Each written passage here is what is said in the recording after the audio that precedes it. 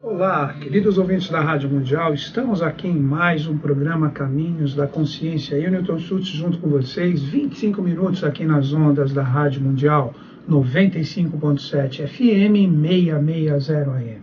No comando do som, Evaldo, tudo chegando bacaninha para você, através dos controles dele. Paulo aqui filmando, postando no Facebook. Vai ser pós o feriado, Paulo, quando que você vai postar isso? Pós o feriado, possivelmente na terça-feira, né? Paulo vai dar um rolê por aí pelo mundo, agora aproveitando o feriado. Evaldo também, possivelmente vai dar uma volta pelo mundo. Eu não, eu vou ficar aqui trabalhando, fazendo minhas coisas aqui em São Paulo, capital. É isso, queridos ouvintes, fora as brincadeiras, estamos aqui em mais um programa. Você que está nos prestigiando pela primeira vez aqui no Sabadão, né? Amanhã nós teremos a Páscoa. Vamos conversar um pouquinho no programa hoje sobre a Páscoa. Vamos conversar sobre o lado presente da Páscoa, hoje praticamente ocidentalizado de uma forma geral. Vamos conversar um pouquinho sobre a própria origem da palavra, né? Que está ligado a uma determinada divindade, Ostara ou Eostre, ou o Pessa também dos hebreus, a passagem que tem também um lado bem bacana ali, apesar de muito simbólico. Então nós vamos conversar sobre tudo isso, conversar sobre o coelho, que na verdade é a lebre, vamos conversar também sobre o chocolate. Por que ovo de chocolate? Porque são pintados, porque todo esse simbolismo, né, que a gente tem. Isso a gente tem que perceber o seguinte, na minha visão, quando a gente vê as religiões, as culturas, as diversas linhas de conhecimento que chegam para nós agora no Ocidente, o Ocidente hoje ele representa uma síntese de tudo isso. A nossa própria língua, né, o idioma português, ele é um idioma síntese, a gente pode dizer assim, né? É a língua sagrada, a língua do novo milênio, né? O idioma do novo milênio é o português. Vários adeptos pelo mundo, né, estudam o português sabendo que será a língua proferida, né, o idioma proferido pelo ser que virá aqui representar como uma consciência coletiva a Era de Aquário. Então vamos ficar sintonizados a todo esse movimento, como eu sempre digo aqui nos programas, tenha muita honra, tenha muito orgulho de ser brasileiro. Se você resolveu reencarnar aqui, está em sintonia com esse processo transformacional de um ciclo velho e desgastado para um novo ciclo, eu lancei recentemente no meu mailing, né, e também na minha página lá do Facebook, eu coloco uma reflexão semanal, vamos dizer assim, né, que a gente percebe que tem um momento muito tenso no céu, mas esse momento tenso celeste que faz um grande quadrante cósmico, né, nós vamos passar a Páscoa amanhã, esse quadrante cósmico ele está firme até o meio do ano. As pessoas que definem se essa energia, que você pode dizer que é um excesso, um transbordo de energia, se você vai lidar de uma forma fluente ou desafiadora com isso. Se você vai lidar de uma forma fluente, toda essa energia vem para você e os desafios fazem com que exista crescimento. Então você pega, independente de todo o caos que está acontecendo aí no mundo, você fica em sintonia com essas forças cósmicas e celestes indicadas pelos astros de uma forma produtiva. Uma vez eu falei, né, uma reflexão minha, que a paz do próprio ser só pode ser retirada por ele mesmo. Então não dá para você ser atingido por todas essas realidades externas, né, se você está legalzinho, você está bem, se você não está em sintonia com tudo isso. Consciência é tudo. Daí vem o nosso compromisso da gente desenvolver a nossa consciência através de cultura, através de valores de caráter, valores de moral, apostar nas crianças que estão chegando, oferecer para elas uma possibilidade de uma educação verdadeira, coisa que o investimento aqui é muito pequeno. Aí você fala, eles não investem na educação. Claro que não existe interesse de investir na educação, porque se o povo cresce com educação, cresce com conhecimento, vai ser contrário a esse monopólio horroroso que existe através desses sistemas que estão aí. Então, no mundo, não existe interesse de se investir na educação. Porque quando o ser humano se emancipar, no seu sentido de cultura, ele vai realmente fazer um novo contexto evolutivo. Então você que está reencarnado no Brasil agora, você representa a síntese de muitas experiências que já aconteceram. Eu estou generalizando, óbvio que isso não é para todos, mas muitos seres que estão hoje aqui no Brasil são seres que representam a síntese de várias reencarnações que já aconteceram desde o início ali, 1 milhão de anos atrás na Índia, vindo para cá e chegando aqui hoje, né, nas Américas, passou pelos Estados Unidos e transbordou tudo aqui para o nosso país. Então nós representamos a base de tudo que foi feito, né? Nós somos o fruto dessa árvore, na verdade, não a base. A base começou ali com a raiz, gerou uma árvore, e nós somos o fruto de todo esse transbordo maravilhoso. Então a gente vive nesse momento, voltando para a astrologia para fechar, tem gente que não está aguentando esse eflúvio cósmico pesado. Aí o que acontece? A pessoa sente como se nosso mundo pesasse nos seus ombros, tudo é cobrado. E aí que vem um grande erro na minha visão. As pessoas vão procurar fora o que na verdade está dentro delas, que é a solução. Isso foi pedido por Gandhi, eu não lembro a frase perfeita, mas Gandhi falou o seguinte, que quando a pessoa estivesse passando por um desafio, o que ele mais gostaria é que a pessoa procurasse a solução e a resposta dentro dela mesma. Então isso fica para nós aí em relação a esse momento. E quando a gente fala da Páscoa, né, essa coisa dessa renovação, ligado à própria ressurreição do Cristo, segundo todo o rito católico ou rito cristão. Então nós precisamos entender que existe um lado oculto, né? Como eu já falei, né, a Páscoa que depois origina, isso está em alguns programas aí, que a gente falou sobre o Carnaval, né, Paulo? Deve ter quanto? Um mês atrás? 3 meses, na verdade? 3 semanas, eu nem lembro. A gente falou sobre o Carnaval, foi quando teve o Carnaval, né? Tem mais tempo, Paulo, tem mais tempo. Mas enfim, se você colocar meu nome ali, Newton Schultz, Carnaval, vai aparecer esse programa, onde eu explico certinho depois que foi colocado, né, que nós temos depois do equinócio da primavera no hemisfério norte, aí que está essa coisa de ressurreição, que a primavera representa essa renovação, é como se a natureza saindo, né, daquela realidade do inverno, ela acordasse, despertasse de novo, gerando frutos, aí que vem essa ligação com a Páscoa, que eles pegaram e colocaram no primeiro domingo após a primeira lua cheia, depois do equinócio, que é o equilíbrio, né, que nós temos, equinócio, do equinócio grego, que nós entramos no hemisfério norte na primavera. Então ali que começa essa coisa de renovação, essa coisa de júbilo, etc. E o rito cristão deu uma adaptada em relação a isso. Eu não acho errôneo essa adaptação.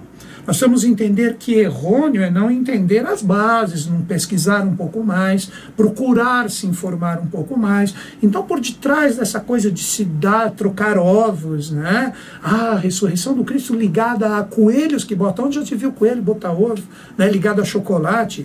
Então, nós precisamos entender o porquê das coisas. Quando a gente começa a entender o porquê de tudo isso, a gente começa, o Evaldo está rindo ali, mas não é verdade, é uma coisa doida isso, né, Evaldo?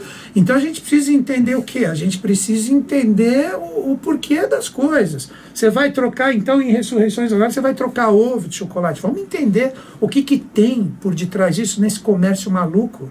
Você vai hoje num lugar onde você vê o pessoal brigando por ovo tudo amassado, eles cobrando uma fortuna por causa desses ovos de Páscoa, é uma loucura. É um mercado vil que Deus do céu.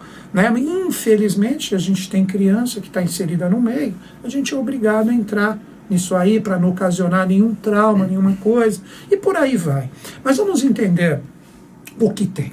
Se você pesquisar, o Paulo falou que ele vai até colocar, quem assistir depois no vídeo, ele vai colocar a imagem dessa deusa, a deusa Ostara ou Eostre. É só você colocar no Google agora ali, fazendo programa do Google, qualquer busca que você tiver ali, né? Você coloca no seu mecanismo de busca, deusa Ostara ou Eostre. Dali que a gente começa a entender um pouquinho essa realidade da Páscoa, né? Eu tive a oportunidade de ir para a Inglaterra e para a Irlanda, e ali você percebe que você tem andando nos bosques livremente ali, lebres, né? Lebres e coelhos, os dois. Você tem assim, tipo como cachorros nós temos aqui, é comum. Você está passeando aqui no nosso país, você vê um cachorro na rua. Lá você vê lebre e coelho, um animal sagrado desde o tempo dos celtas, dos druidas, que eram os sacerdotes dos celtas. Daí que você entra nessa deusa anglo-saxã, que está ligada diretamente ali, né, que faz com que o coelho esteja ligado a esse momento de renovação. Então não seria só a fertilidade do processo, porque o coelho, você sabe que ele tem ali aquela força tremenda dele de reprodução, né? Primeira coisa, a diferença entre lebre e coelho, é interessante isso. A lebre demora 40 dias na sua gestação e ela já nasce com o olho aberto. O coelho demora de 30 a 32 dias. Então a lebre ela tem um salto um pouquinho superior em relação ao coelho, nesse sentido total de renovação, de reprodução e, por que não dizer, de consciência. Então, na verdade, é a lebre, não é o coelho que está ligado ao processo. E quando você vê a deusa Ostara, você percebe que ela segura na mão um ovo, aí que começa essa saga toda. Ela segura um ovo na sua mão e ela tem um coelho aos seus pés. Aí você fala, pô, mas o que significa aí? Aqui a gente percebe logo a trindade, o processo. O que seria? O ovo representa a realidade mais divina, representa a realidade espiritual da reprodução. Daí que você pega o ovo como símbolo de fertilidade, de nascimento ou renascimento, se você preferir assim dizer, ligado a todas as religiões e teogonias. Você pega o ovo ligado ao ovo órfico, né, grego. Você pega, de repente, o próprio ovo ligado à pomba do Espírito Santo, o ovo ligado à ave de Hansa ou Hansá, da teogonia hindu. Então, o ovo, no seu sentido oculto, ele traz o princípio de tudo e de todas as coisas. Na teosofia, nós chamamos do mistério dos três tronos ou dos três logos.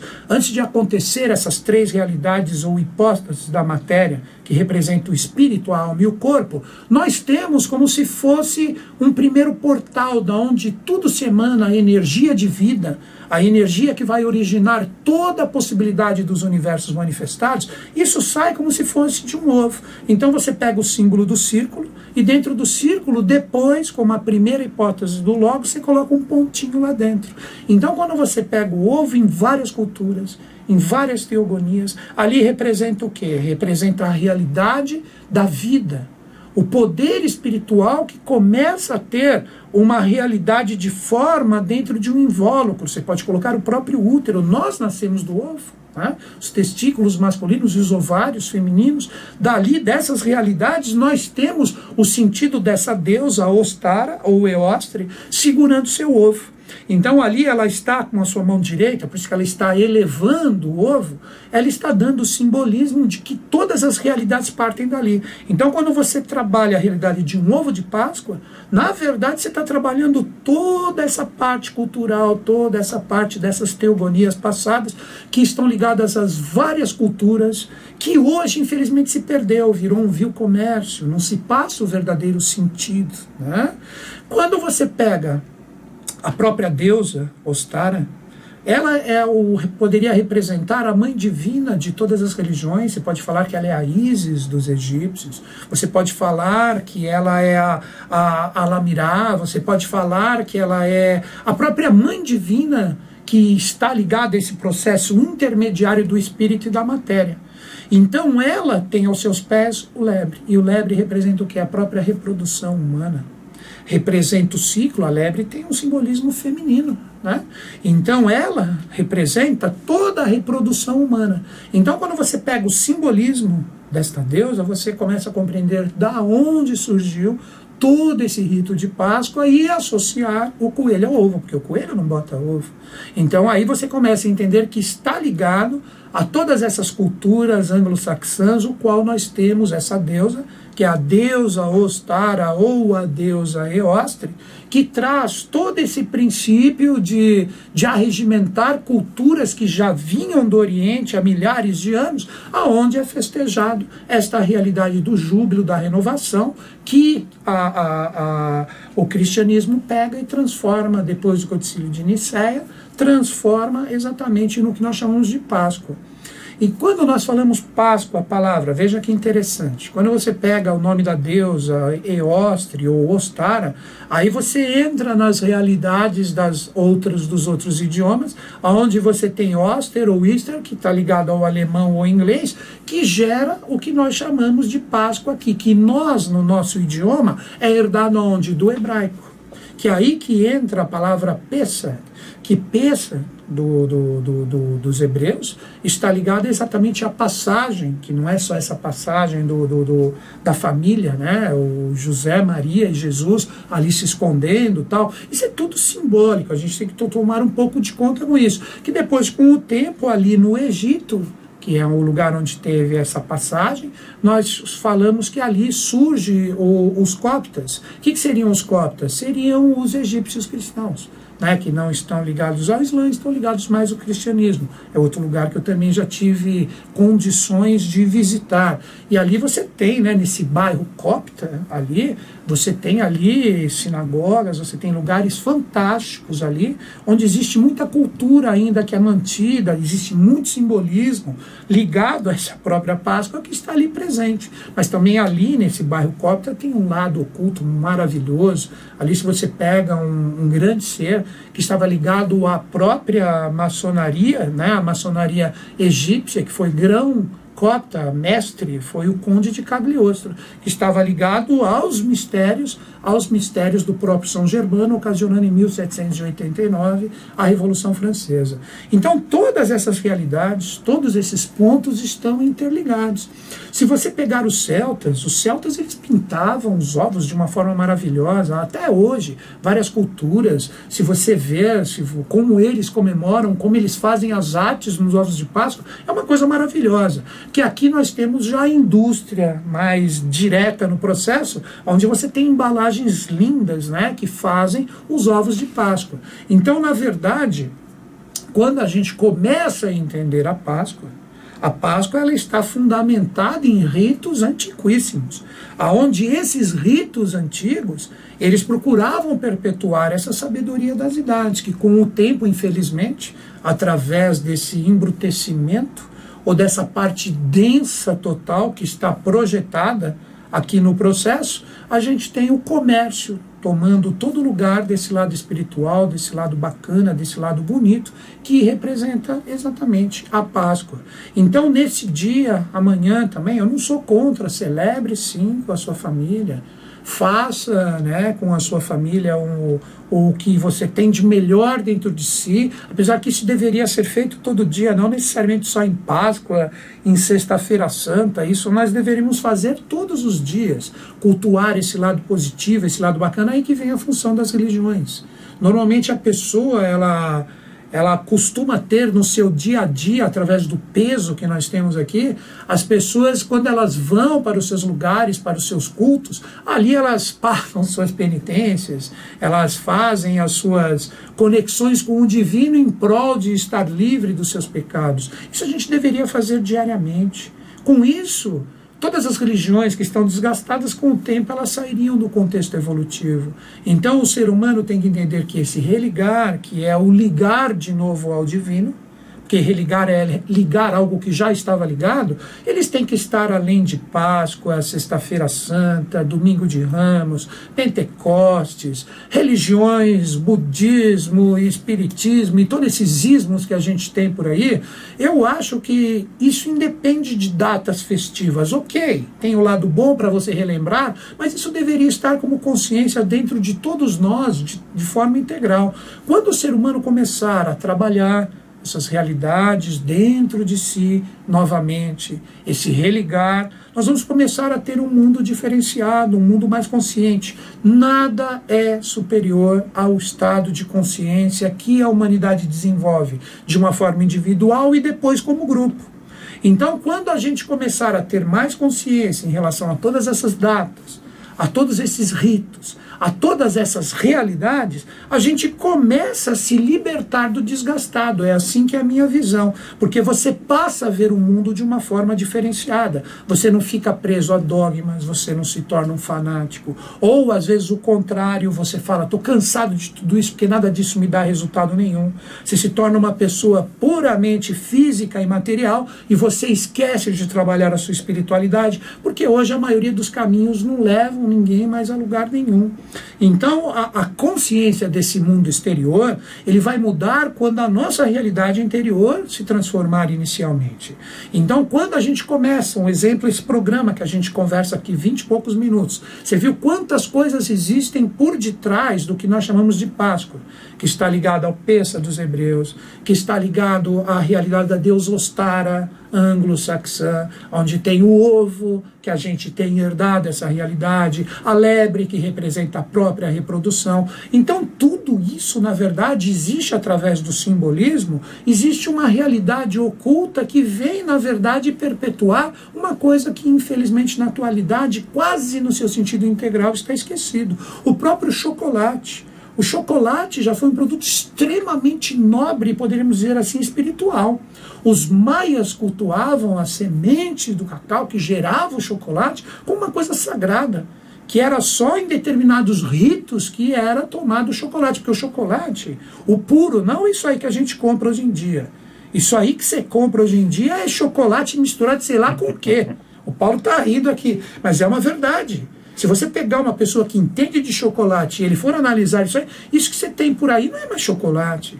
Então o chocolate já foi um produto extremamente nobre, porque ele tem aquele princípio de energia. Como a chocolate que é energia? Você está comendo açúcar, essas porcarias que você compra por aí. Né? Você está comendo açúcar, na verdade. O chocolate verdadeiro, ele te dá uma energia tremenda, porque ele alimenta uma determinada energia, um vigor energético que transborda de você. Então, existe determinadas propriedades naquele chocolate puro que é fantástico, se você tiver a sorte de entrar em sintonia com isso. Né? Tem muitas pessoas que falam, eu sou chocolatra. Não é, não. Você não está comendo chocolate, você está engolindo açúcar. Você só não percebeu isso, então você é enganado por essa indústria maluca.